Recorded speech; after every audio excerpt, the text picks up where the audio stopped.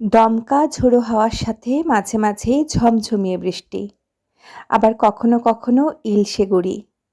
বুঝতেই পারছি এরকম আবহাওয়াতে আপনাদের বাড়িতেও নিশ্চয়ই ইলিশের বিভিন্ন পদগুলো রান্না হচ্ছে।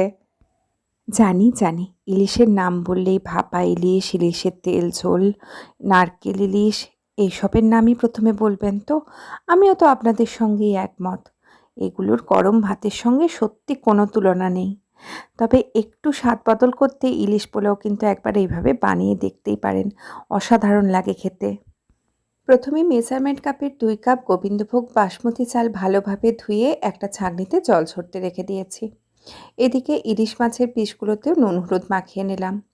এবারে একটা বাটিতে আমি মেজারমেন্ট কাপের প্রথমে 1 কাপ ঘরে পাতা টক দই নিয়েছি। এটা কিন্তু একদম টাটকা টক দই হতে হবে, খুব একটা টক যেন না হয়। আগের দিন পাতলেন তারপরের দিন ব্যবহার করা যাবে এরকম টক দই।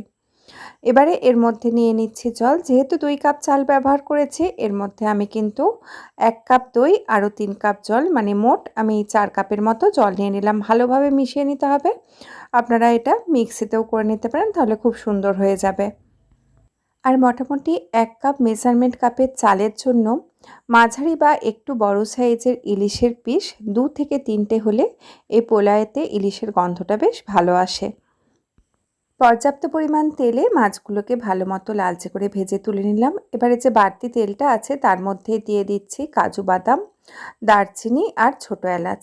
আমি এখানে 4টে ছোটো এলাচ একটু থেঁতো করে নিয়েছিলাম, একদম ছোট সাইজের 2 টুকরো দারচিনি আর 1 মুঠোর মতো কাজু বাদাম নিয়েছিলাম।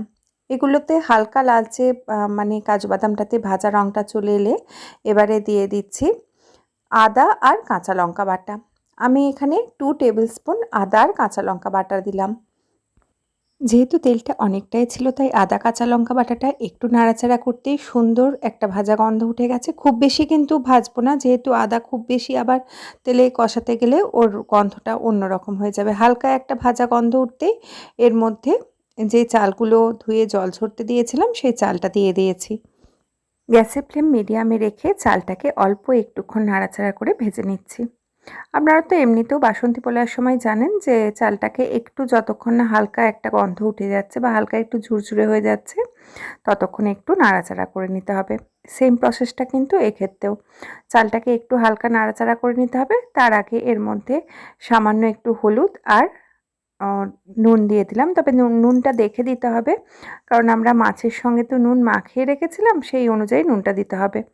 তো চালটা যখনই হালকা ভাজা গন্ধটা উঠে যাবে এবারে এর মধ্যে আগের থেকে যে দইয়ের জলটা, মানে জল আর দই একসঙ্গে আমরা রেডি করে রেখেছিলাম, সম্পূর্ণটা দিয়ে দিচ্ছি।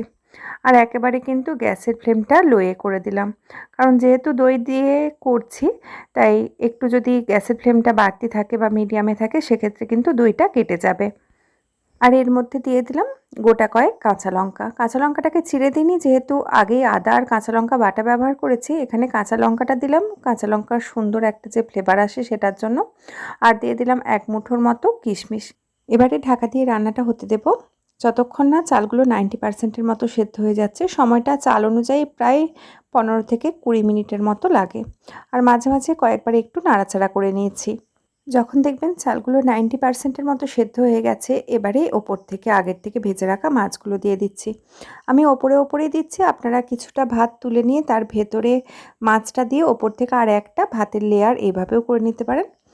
মাছগুলো সম্পূর্ণ দিয়ে মানে সব মাছগুলো দিয়ে এটা ঢাকা দিয়ে গ্যাসের ফ্লেম কিন্তু বন্ধ করে দেবো। মাছগুলো দেওয়ার পরে বন্ধ করে এটাকে রেখে দেবো 8 থেকে 10 মিনিটের মতো। এই যে গরম ভাপটাতে এটাতেই দমের মতো এটা রান্না হবে, আর ভাতগুলো ঝুরঝুরেও হয়ে যাবে আর সুন্দরভাবে ইলিশের গন্ধটা পুরো পোলাওয়ের মধ্যে ছড়িয়েও পড়বে। আর আমি এখানে চিনিটা স্কিপ করেছি, তবে বেস্ট ইলিশ পোলাওয়ের রেজাল্টটা পেতে মাছটা দেওয়ার আগে ভাতের মধ্যে অল্প একটু চিনি ছড়িয়ে সেটাকে একটু মিশিয়ে নেবেন, তারপরে মাছটা দিয়ে যেভাবে ঢাকা দিয়ে রাখা সেভাবেই রাখবেন।